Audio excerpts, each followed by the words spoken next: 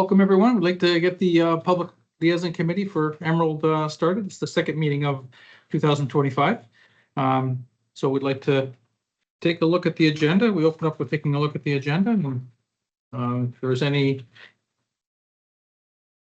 questions or additions that we want to put on the agenda, please let me know. Otherwise, we can start working through our introductions. I can't see the what? But I can't see the computer. You have to, if anyone raises their hand. Oh, okay, yeah. If anyone online, if you have a question or issue, just hit the raise your hand button, and Shannon can click you on. So if there's no additions onto the agenda, we can go through the introduction. So I'm Joe Ling, the general manager here at Emerald. I'm Keith Nickel, the plant manager at Emerald. Hi, I'm Susan Colbert Wright, a resident nearby. I'm Pat Fortini, the regional councillor for the city of Brampton for this ward. BJ Sastry, member Rotary Club of Brampton and also president. My name is Jeremy Poppin, Sustainability and Quality Manager at Emerald. I'm Shannon, the office administrator here at Emerald. Now, do we want to go over who's online? Sure, I'll start. It's Michael Gagnon from Gagnon Walker Domes Limited, representing Lark Developments, the owner of lands north of Steeles, about 40 acres of land at the northwest corner of Steeles and Bramley. Michelle Harris from Gagnon Walker Domes Limited.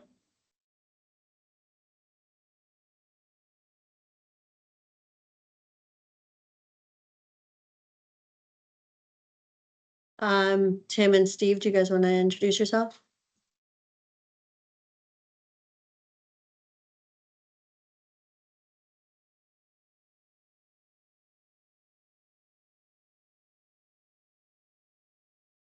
Tim, can you hear us? Your mic is muted. And Steve, what about you? Can you guys hear us?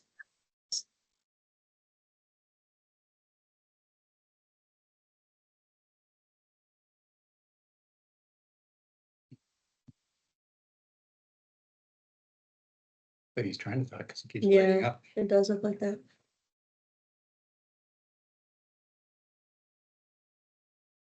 Oh. There you go. He's got the camera on, but no way. Oh, okay. So Tim, you can hear us, but you can't get your mic off mute. And Steve, can you hear us? Can you say something? Or you're the same, you can't get your mic off. Want to mute them? If you click on them, you might be able to unmute them.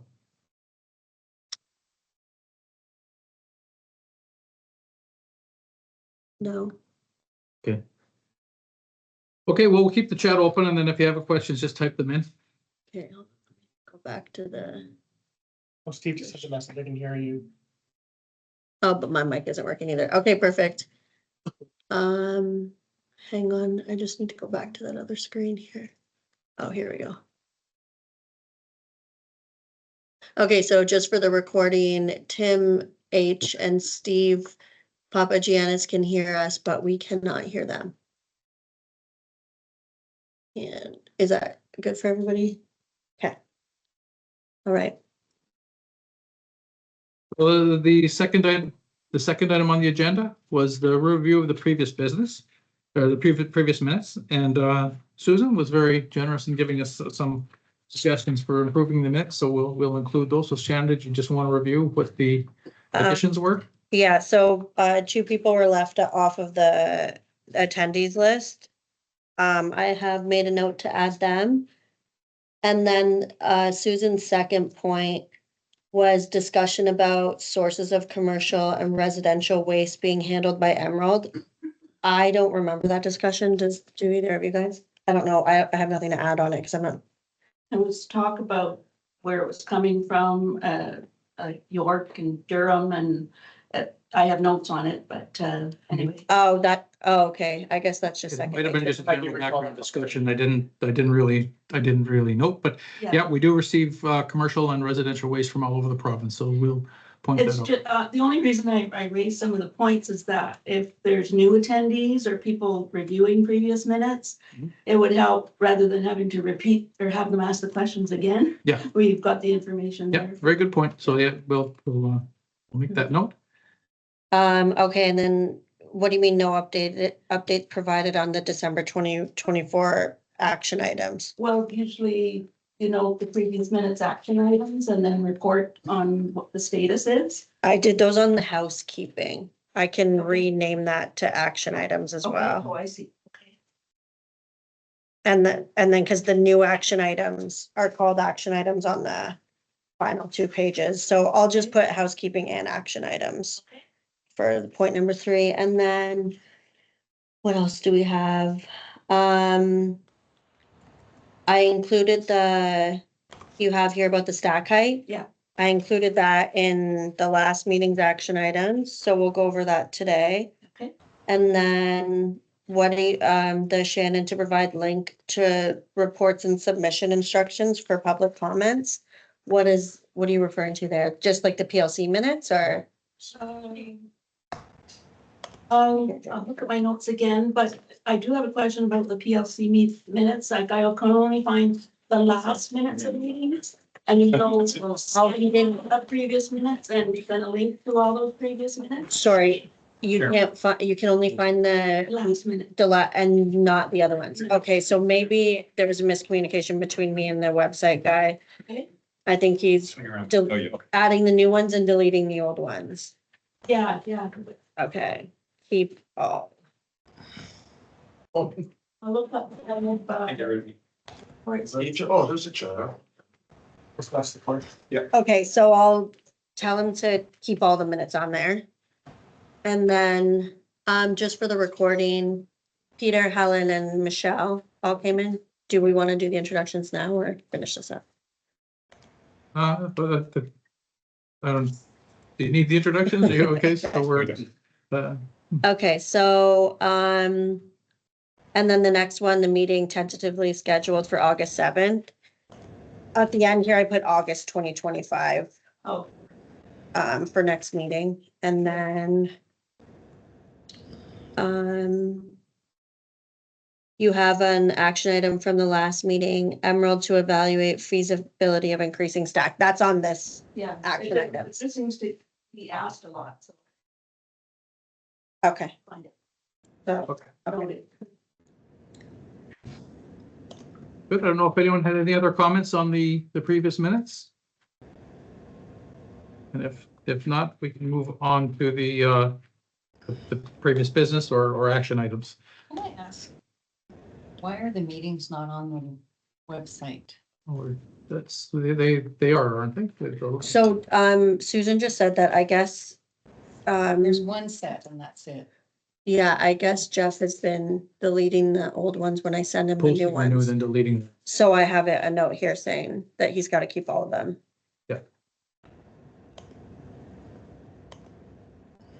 We'll put the ones from 2024 on there and then just make sure that we just keep a running list. Mhm. So put all 2024 and then keep adding the ones on 2025.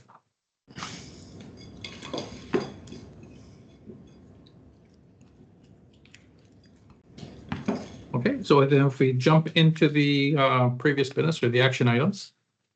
So they're kind of at the back of the notes there.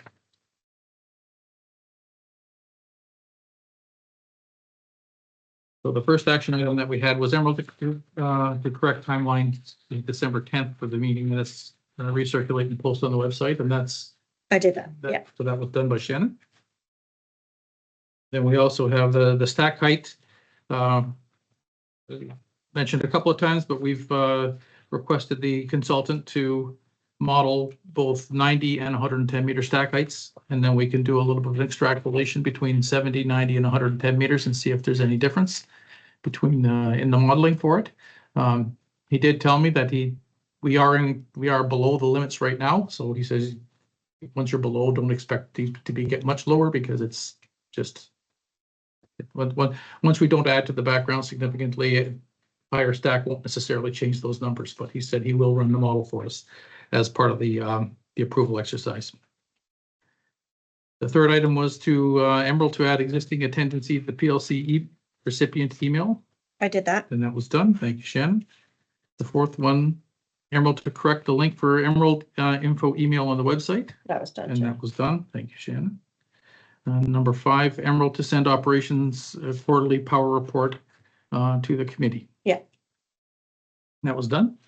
Yeah, Okay. And number 5, post recording and action items on the website, and that's ongoing. So we talked about that already. yeah. So the recording I did mention in the email, but maybe we'll mention it for this recording. My computer crashed and I had to get a new computer. So we don't have the recording for the last minutes. But I sent out the paper copy of the minutes and added them to the website. Okay. Did anyone have any questions or discussion on the action items? If not, we can carry forward to the new business for this quarter. So we're on page 3 of the presentation.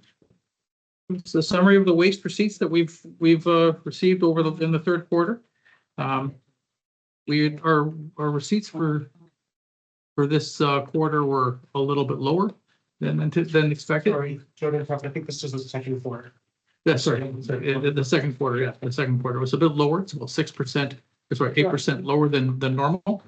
Couple of reasons for that. One is that we had a fairly large amount of shutdown of outage time over the summertime. We had out of the 455 operating days, we only operated on 407 of them, 408 of them. So that was partially the reason why our production was a little lower. And the other reason was we were just a little bit slower in production. So we fell short by about 8% on our total receipts. Within those receipts, the international waste is up from the 3-year average, again, showing that there's more lights coming into and out of the airport. So that's been it's a good indicator for the health of the economy from a transportation standpoint. With the reduction in the amount of waste that we receive, we've got some other items that we're seeing with some of the other resultant indicators are down. Things like the unacceptable waste is down a little bit, just because we've had less waste go through the facility, and the air pollution control residue is also down because, again, we've had less waste go through, so that's dropped a little bit. We have some higher numbers in the quarter. That was the bottom ash, total bottom ash is up a little bit, and our processed percentage is down. It's kind of a bit of a feedback loop. When we process less, the ash weighs more, because when we're not processing it, it doesn't dry, it's not as dry. So we end up shipping out more water with our ash. So we're up a little bit on our ash shipments. Largely an operational issue in the ash room that we're working to resolve. It has to do with a combination of how the staff are operating the ash room, and some equipment issues in the ash room. It's a continual battle to keep on top of it, but that's something that Keith has been working with our operating team to resolve. And so when you look at the bottom line of it, our diversion rate is about 10% down from where we'd like to be, and that's, again, mostly attributable to the fact that we're not processing as much ash.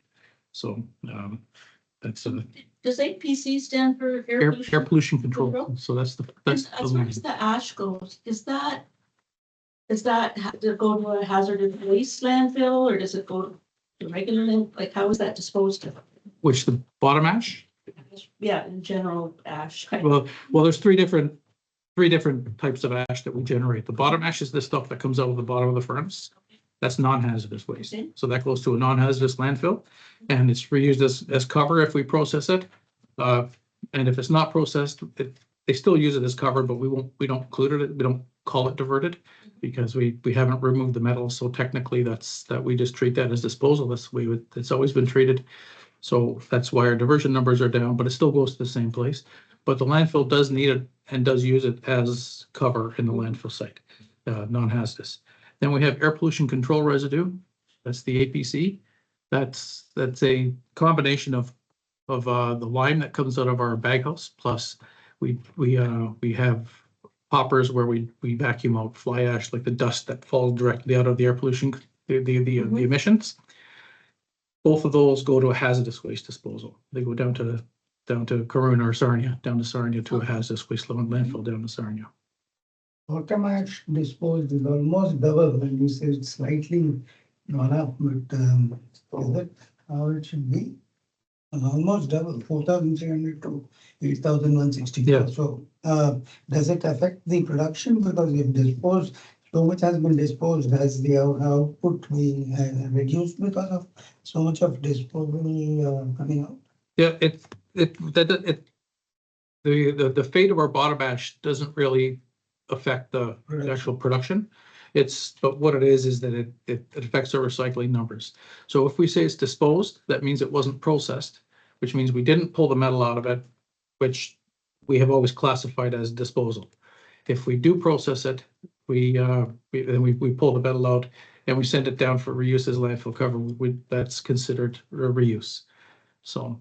And that will incur additional costs anyway to be processed, right? Yeah, usually because it's heavier, because when we process it, the ash, when you pass it through our belt, it kind of fluffs up and we pull the metal out and then the air, it gets a little bit aerated and then the water, it dries out a lot more. So it'll go out wetter. And so we end up getting a penalty by paying just for the disposal of wetter, like more water. Doesn't it increase the disposable costs also when? No, they charge us, they pretty much charge us the same for the, yeah. Which is fair for the landfill because they do reuse it as a landfill cover, regardless whether we process it or not. They just get more complaints from truck drivers. Steve Papagianna said, from my calculation, it looks like 44% of the waste ends up in landfill. Is that correct for ash, for clarification? There is a large component that goes down to landfill, but it's not necessarily used as it's not disposed. It's reused as landfill cover.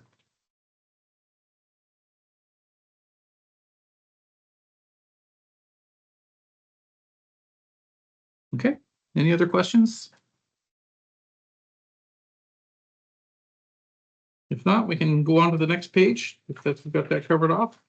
And we could talk about our energy recovery. Now our energy recovery, again, if you look at it where our steam is lower, again, because we've processed less waste, our steam production is down a little bit. We're looking at our auxiliary steam is almost doubled. That is again reflecting of the IESO, that's the Independent Electricity System Operator, changing how they want our steam turbine dispatched, which affects how we dispatch it affects how we send steam down to Cascades. So when the IESO asks us for more energy from the steam turbine, we have to burn more auxiliary gas to supply Cascades with their steam. So that's why that's almost doubled. So our EFW to Cascades is down again, same reason. The ISO has asked us to divert more power to the grid, meaning less EFW steam is available to go to Cascades. And when you look at the electricity in the grid, you can see that it's up quite a bit over our long-term average. It's up to by about a third. So that's been going on. And then actually in the third quarter, it was worse because in July and August, with all the successive heat waves, it was our gas turbine was on almost constantly every day.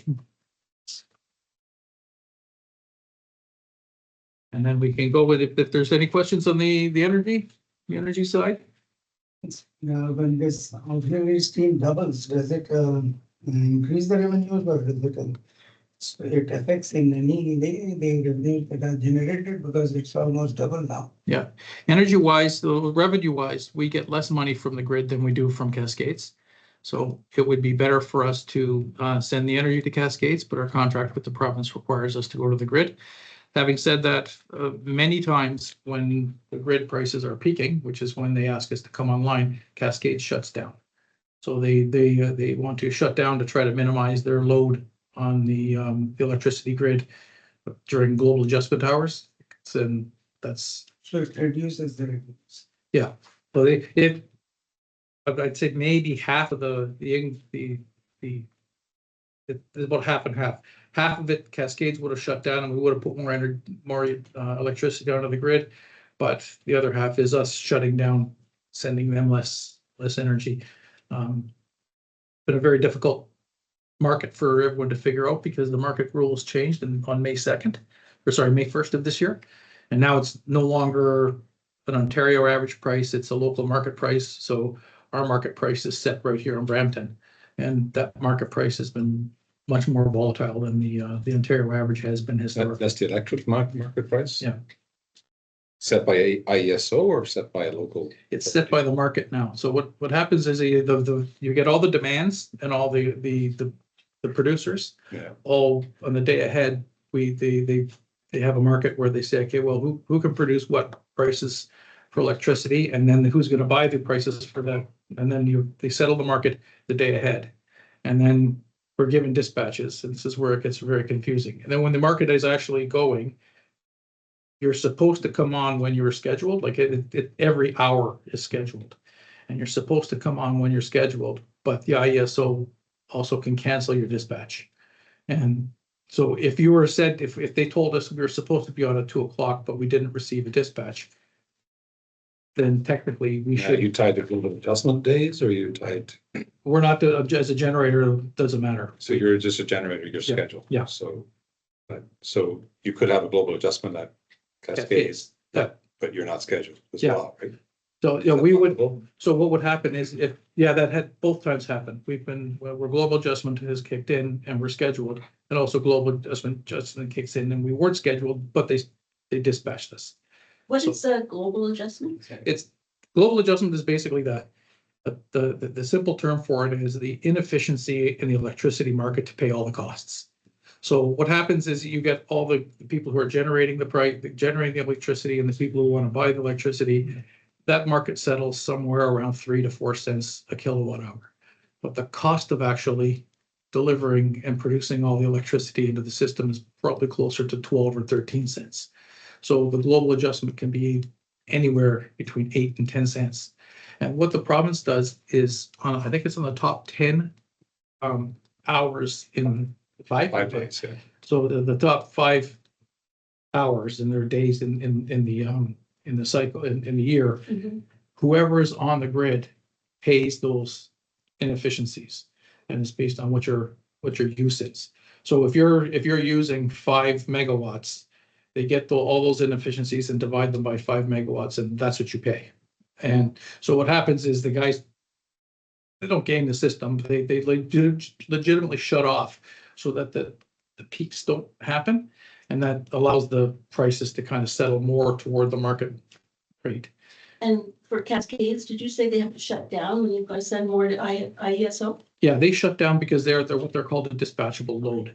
So the province can tell them, we don't like where their prices are going. They're going over where we predict them to be. We're telling you to shut down. And so they have to. That's a demand response. No, they have to, it's a little different than that. Yeah, that's Like, yeah. like for Cascades as a user, they shut down when the price goes high. But they don't know if that's going to be the highest price, but they just have to make sure that they get the top 5 peaks. Yeah. If they don't hit the top 5 peaks, they get a penalty. So that's why they shut down. They probably 20 to 30 times a year shut down just to get those 5 peaks. Yeah, they want to make sure they hit those. They don't want to be on when that day happens.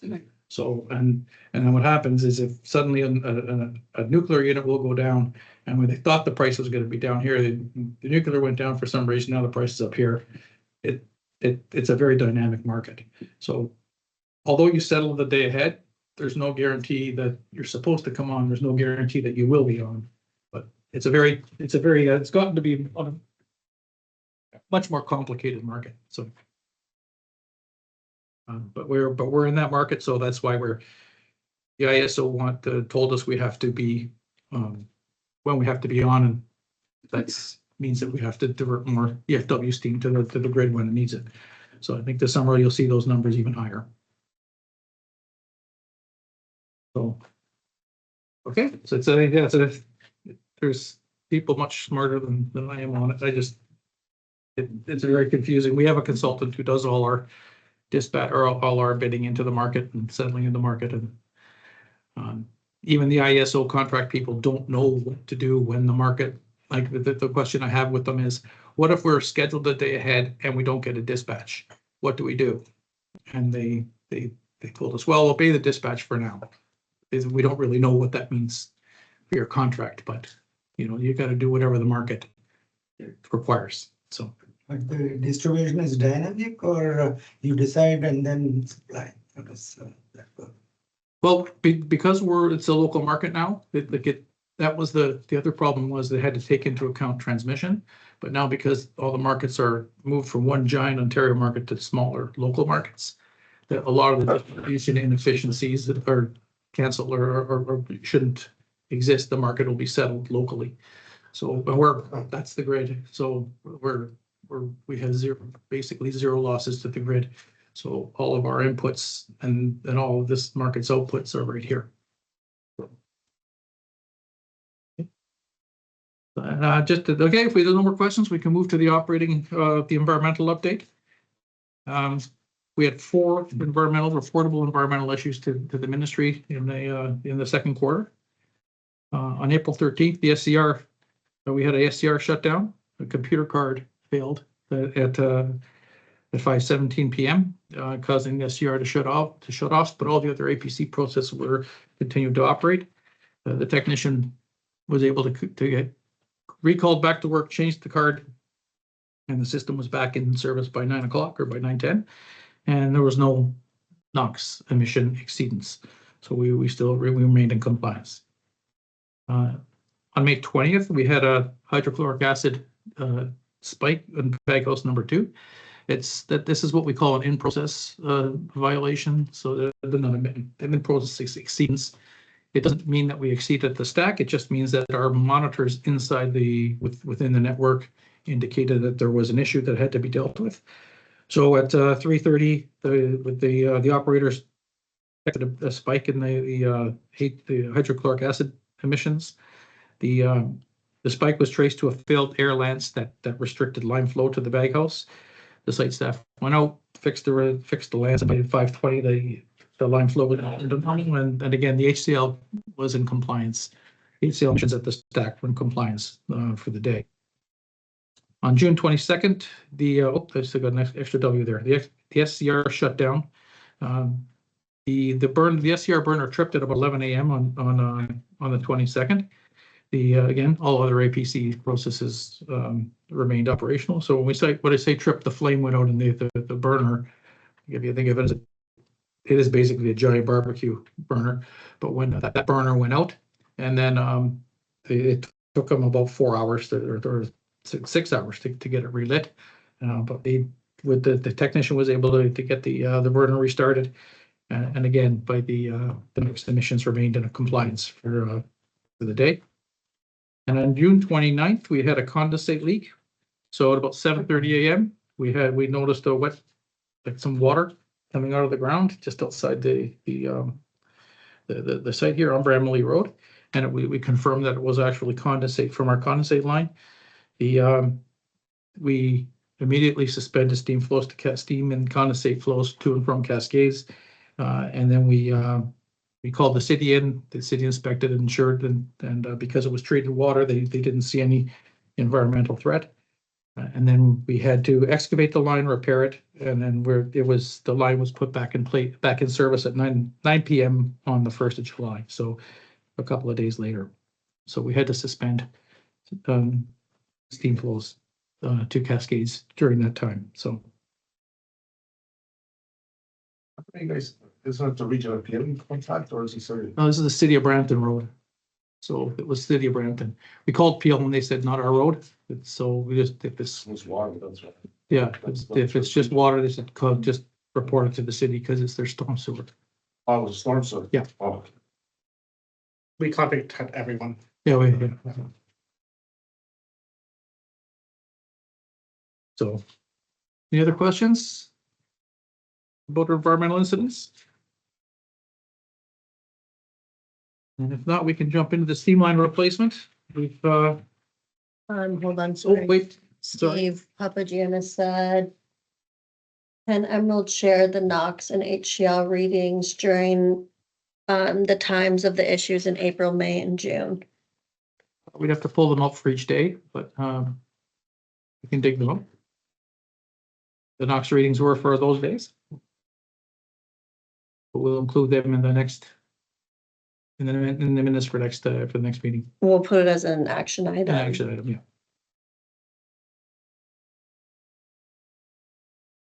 He said, thank you. The steam line replacements for some of our projects. We completed the steam pipe bridge across the way here, so that was it was completed and it was brought into service. The Bramley crossing, we've looks like we've had to delay it until spring. As we still haven't had a chance to renew the energy contract with Cascades. The person in charge of the contract retired, and he's his team just are just getting back to the finalizing that agreement. So because we'll do the crossing in the spring, we'll probably look to do the east side in the summer of next year.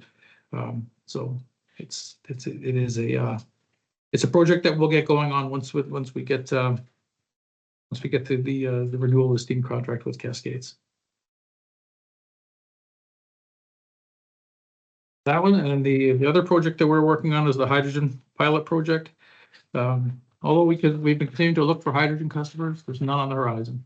So we've had to defer the project again, and they're going to push the project back again, and the project is in jeopardy of being canceled just because if we can't find a hydrogen customer, we can't build the hydrogen production facility.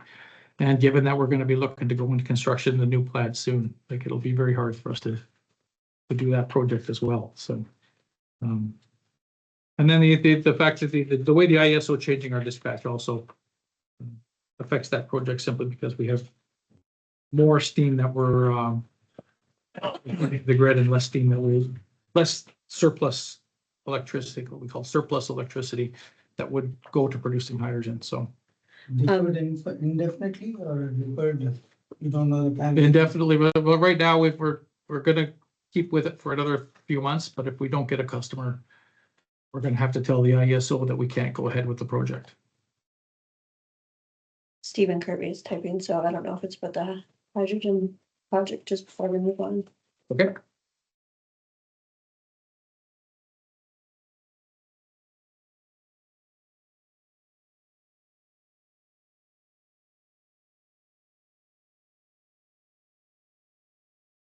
Good. He's still typing. Okay.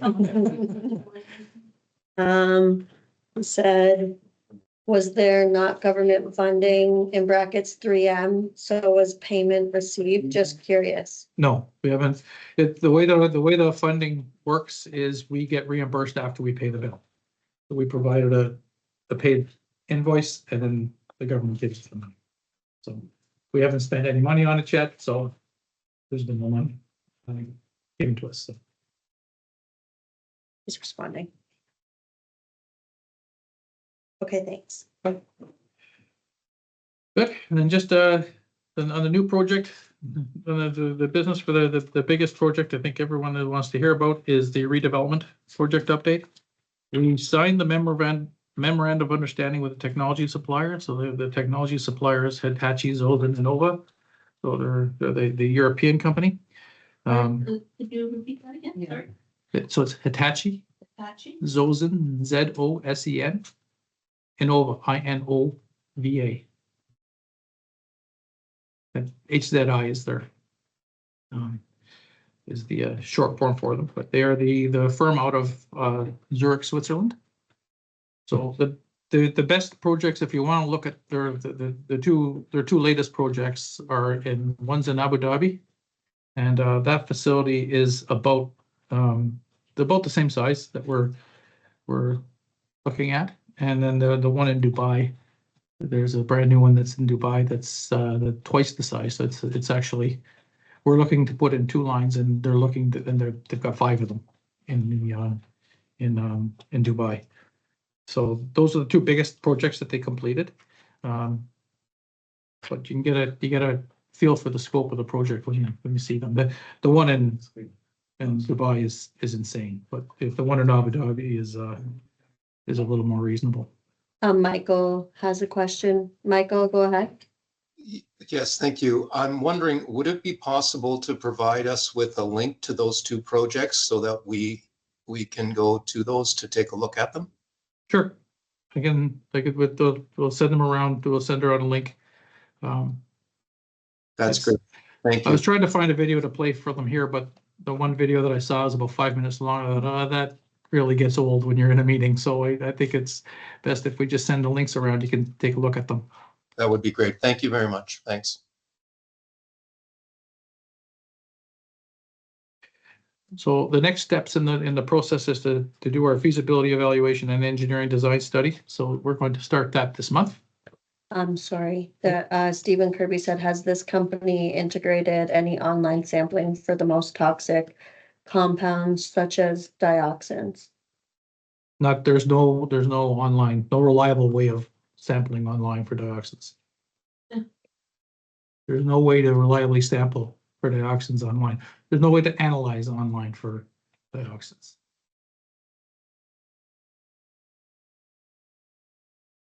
There's no meter that you can put in. What you have to do is you have to collect the sample, then you have to send it away to a laboratory to do the test. So you're still waiting months for to get sample results back. So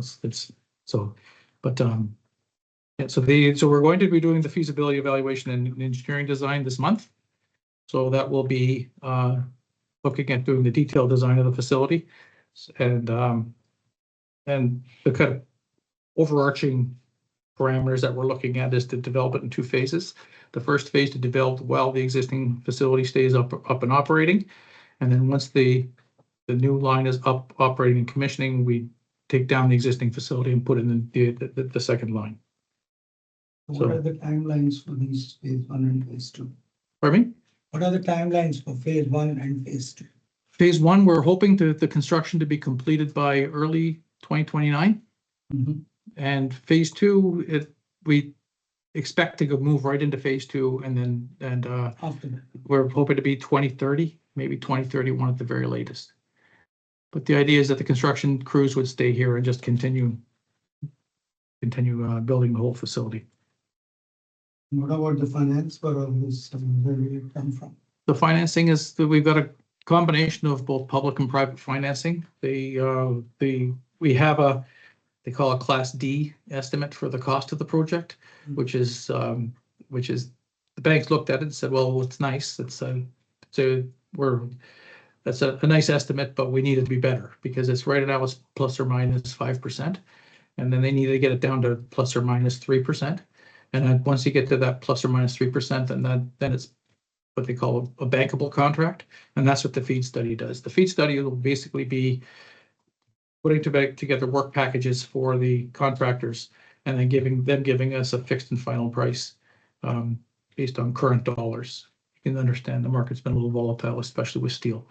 And there's quite a bit of structural steel involved in these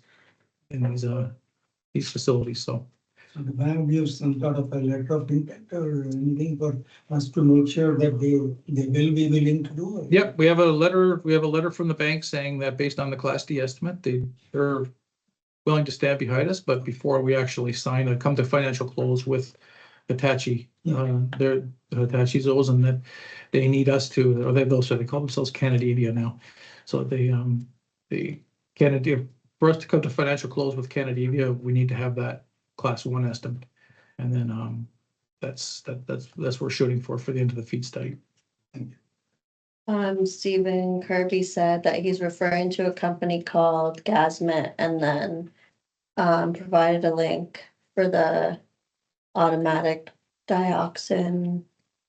And then I can't see that full description. Okay, thanks, Stephen. We'll include it in our technology review. But again, I'm not aware of any analytical instrument for dioxins, but that's the thing is that the technologies I've seen will collect the sample, but you still have to send the sample away for analysis. But we'll take a look at it. So Both Stevens are. I just have a quick question about the company as well. Mhm. Is the company Hitachi, Zosen Inova, or is it? I'll steal their name, but they have Canadivia. now Canadivia. So Canada, it's the same company, they just renamed because they didn't, so it became Canadivia, but are they trading as the old name or the new name in Canada? Like what's? I what's don't know going whether on they're there? trading in Canada, but I think the stock moniker is still HZI. But I don't know, like, I don't know, we didn't, that's, Because it changed to Canadivia Inova. Yeah. So. Yeah. Okay. Stephen Kirby said, I agree, yes, you must collect sample, and there's a time delay for testing. Hmm. And then Steve Papagianis is typing.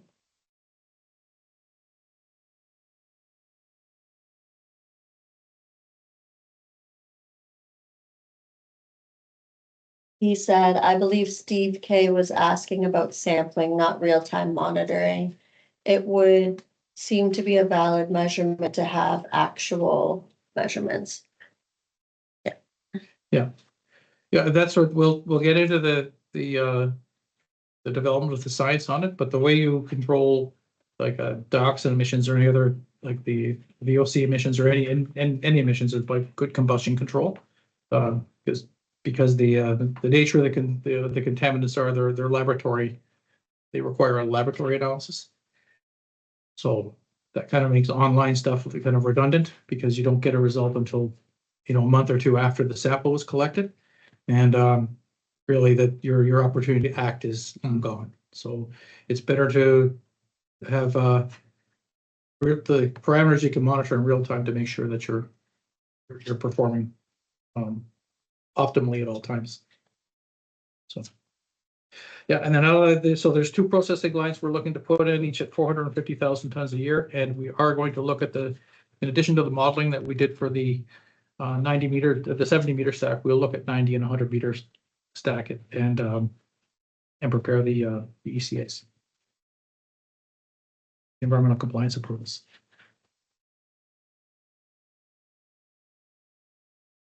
Right, and then so the next steps, you can see the feed study. We're going to have a detailed plant design by December 25th, or by Christmas, by December 2025, with a final cost ready at capital ready for the first quarter in 2026. Our energy contracts, we're hoping to be able to get Cascades to extend the contract in the next couple of days. So get them to sign up, and then we'll be able to move forward. We're looking to look at the electricity contracts. There is a provision in the Electricity Act that we're investigating, and that is direct sale to customers. Because we're connected directly to the grid and we are a market participant, there is an opportunity for us to be able to sell direct, like, virtual sales. They haven't written all the regulations yet, but by the time we are ready to have the new facility up and running in 2029, it'll hopefully the regulations will all be there. So but we may be able to sell our power directly to large power users. 100 megawatts is not, it's a lot of power for us, but it's not a lot of power in the grid. So there are a lot of companies that use much more power than that, and they would be happy to pay us directly for the electricity, which would remove their load from the market. So if you have someone like as a large steel mill that uses thousands of megawatts, they could buy our 100 megawatts, and then what happens is that demand that they have gets subtracted from the market. So during those GA days, so that would effectively reduce their price for electricity. So So the only thing they pay is transmission costs. yeah, So it would, which preference if it was in the same market? yeah, but there's a few, there are a few around here, but then that's I think some of the regulations that the province is still trying to figure out. Yeah. Because they know where we put it into the grid, but Yeah. especially with someone who has a distributed load that could have 4 or 5 plants pulling out of different markets, out of different nodes, they have to figure out how to do that. And so we've got a lawyer looking into it. He says in principle that's the way it's supposed to work, but in practice there's a lot of details to iron out. So we're hoping that'll get ironed out sooner than later. The good news is we would have a contract with a private company for power sales, not the province. So it basically removes the province obligation to pay for the electricity for us, which is, Is there any deals that you can offer, like a carbon credit to a company that's looking for some? Because I think the heavy industry are still Yeah. being penalized by carbon that wasn't removed, right? So yeah, that's, are you That's- considered green? Is that what? yeah, we are considered a biomass. Yeah. So that's the issue that we have to do some work on with the province because other jurisdictions, every other jurisdiction, including California, considers EFW as renewable. But what we're also looking to do is we're looking to tie waste contracts with power purchases. So we could go to large power users and say, if you bring your waste to us, we'll produce the energy with it, and then you get the power back. So which is a good story. They like that. They like that closed loop. But the environmental attributes of that we because they're still not clearly defined, we haven't really promoted that. We just promoted it as we're renewable, but there's no environmental attribute that we could sell that goes along with that characterization. So. Michael has a question. Michael? Yeah, thank you. Do you have a design that you could show us of what this facility is going to look like? If you're going to be going to detailed plant design by the end of the year and then site plan approval in January, is there something that we can see, that we can get a sense of what this facility is going to look like? I think if you can if you look at, there's a plant that's probably a little bit smaller. It's called Riverside in London. I think it's Riverside 2, so it's the newer one. Riverside 1 is kind of got a curved arc on roof on the building, but Riverside 2 is a little more geometric, but it's basically the same layout, but it would be ours would probably be a little bit bigger. And the basic design of the building is going to be similar to this Riverside? Yeah, and even the one, if you look at Abu Dhabi, it'll give you it'll be somewhat like that. That's a pretty standard design for an EFW facility. So a large tipping hall with the equipment all in an enclosed building and a stack. Okay. When you provide the link for the projects in the Middle East, could you provide the link for this Riverside one as well, please? Sure. I'll be able to find that Riverside link. Sure. Okay, thank you.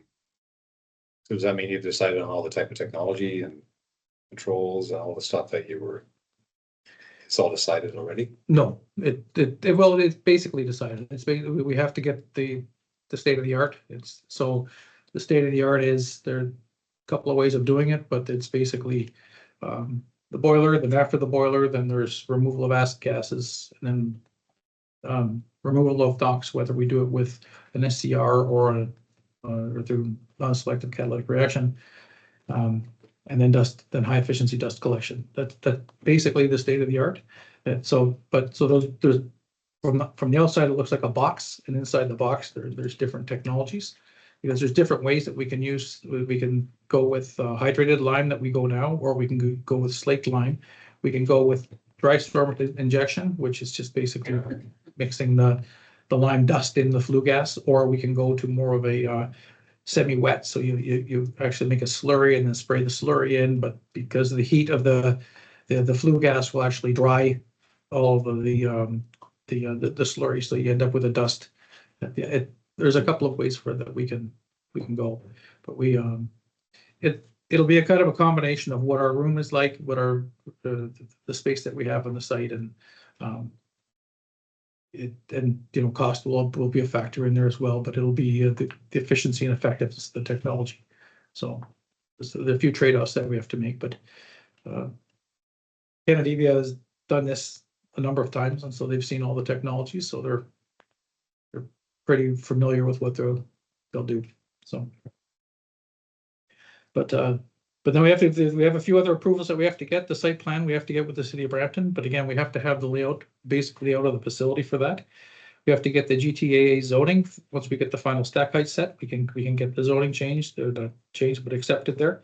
And then we have to get the waste, air, and stormwater ECAs from the province. And then pre-construction, we're looking to start in the fall of 2025. So this fall, we're pre-construction basically mostly means geotechnical work. So we'll there start drilling holes to do, to find out what the soils are like. We might be able to start doing some site work with the roads and preparing the utilities in the spring of 2026. With the foundations going in, starting to work in maybe the summer of 2026, and hopefully the building and building and equipment installation can start in the fall. Question about, when we talked about the redevelopment last, and you talked about this approval. Oh, actually, first of all, there was, my neighbor Patty was at the September 22nd meeting, and she had a discussion with you. And it was specifically about the continuous, she said, continuous emissions readings. Mhm. And you said they're available, they would have to be explained, but are they available? Mhm. So is that something we can? Yeah, that's one of the approvals, like the environmental assessment approval is the one that we got is that you have to figure a way to be able to put that, make it available. Yeah. The community, so Yeah. we would be looking to put a website together and put them online live. Our technology is a little older, so it's a little bit more difficult to do with the existing numbers. Okay, so the But- status is that hasn't taken place or isn't available right now? No, we have it available. If someone wants to come in and look at it, we can Oh. we can set you up to see it. Mhm. So And so further to that, there was a benchmarking report and explanation of how continuously monitored operating data could be provided in real time. There's a bunch of bullet points there. So I was just looking for Yeah, the status on those. if I remember the conversation, I'm not sure,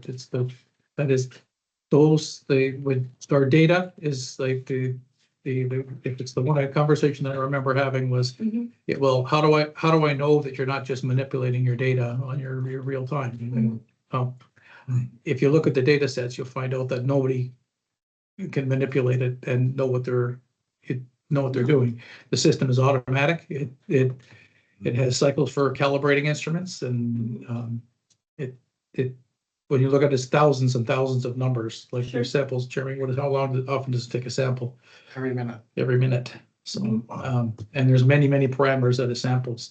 And they're all, when you look at the data set, it's just a bunch of numbers separated by commas. And if you get one comma out of place, the whole thing doesn't work. It can't interpret any of the data. So that's why you need, we have a compilation software system that actually goes through and pulls out all the data to produce the charts that we have. So that's all part of the setting up of the system and commissioning, is that you calibrate and produce all these reports.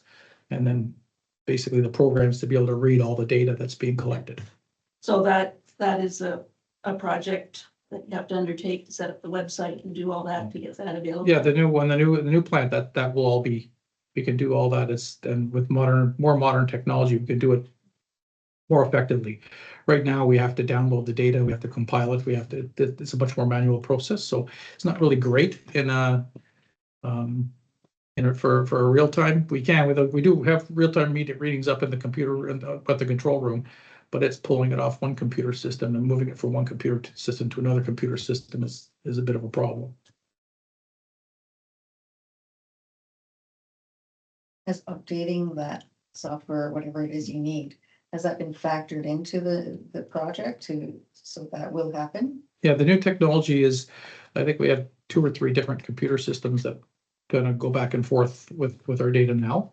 But the new system is just one. So the control system it'll pull the data directly from the field, and then it does all the one computer system does it all. Like right now we have 100 kilobytes of storage? But it's like 100 kilobytes of storage, and it's a giant box that has a big disk it's kind of like a floppy disk. That's the 1992 technology. That was state of the art in 1992. 100 kilobytes is a very low. Yeah, but now I have more computing power in the phone than we do in our control room. That's kind of the new technology is much more powerful. So it's the software systems are written, so it'll be a lot easier for us to integrate that. So when the ECA said you're required to submit those technical reports, They mean after the new plant or before? The EA approval? It says you're required to submit these reports along with a detailed ECA. Yes. So the reports are the detailed engineering, the designs. Mhm. That'll include all of our drawings, our layout, our mass balances, our process flows, our capacities for all the key systems. So they will all be submitted with the Ministry of Environment. And along with that, we have to include an evaluation of all of the technologies to demonstrate that we're using state-of-the-art technologies. And then as well as our monitoring and reporting strategy. So we'll say that these are the parameters we're monitoring, or we're going to monitor. These are where they're going to be monitored. These are the points where they're going to be monitored. These are the limits that we're setting, and then I did include on I think it's the last page of the note of the presentation there. The in-stack emission. In-stack emissions. So those are all our in-stack emissions, and the manufacturer's guarantee is what we're working on. But and so we have to be able to demonstrate that.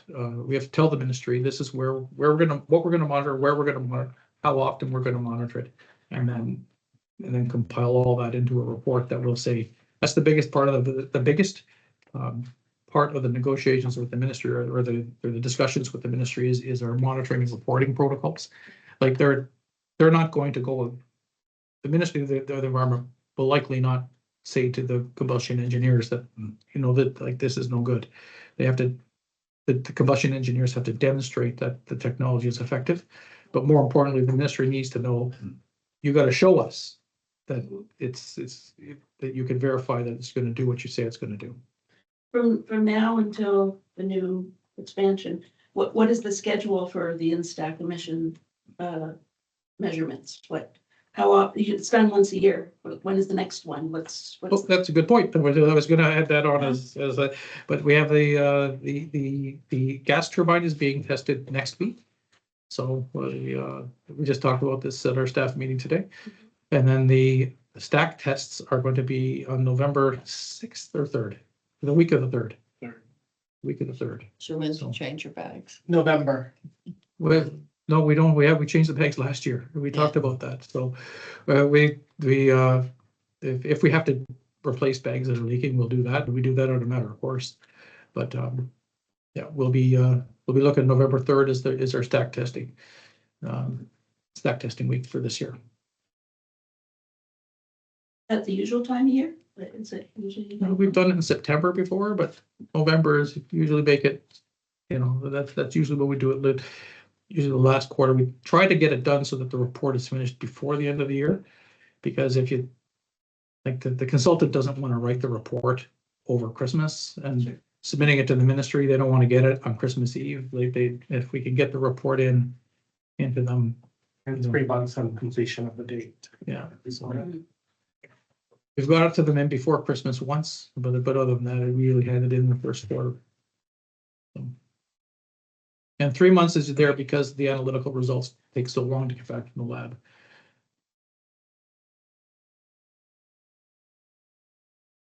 Is there another question?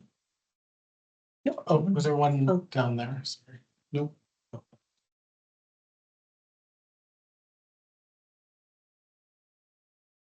Okay, we're kind of at our hour. We don't want to take too much of your time. So what we have is the next meeting is we're looking at the last week in November, the last or second last week in November. So it's the 18th or the 25th. Is there any preference for either of those two dates? The Tuesday. Sorry. What did you say? The 18th or the 25th, November. What day is that? Both Tuesdays. We could also have, because we are doing the RADA test.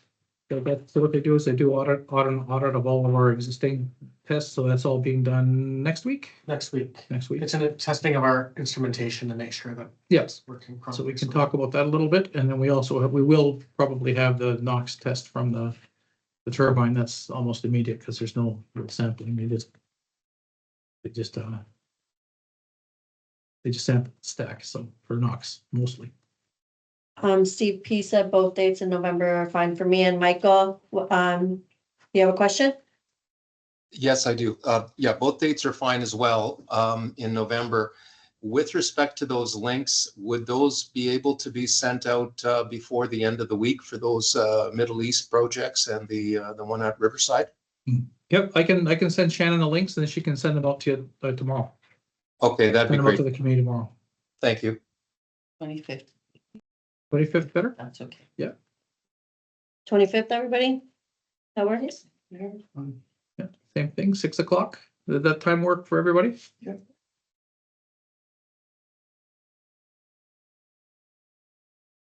Good.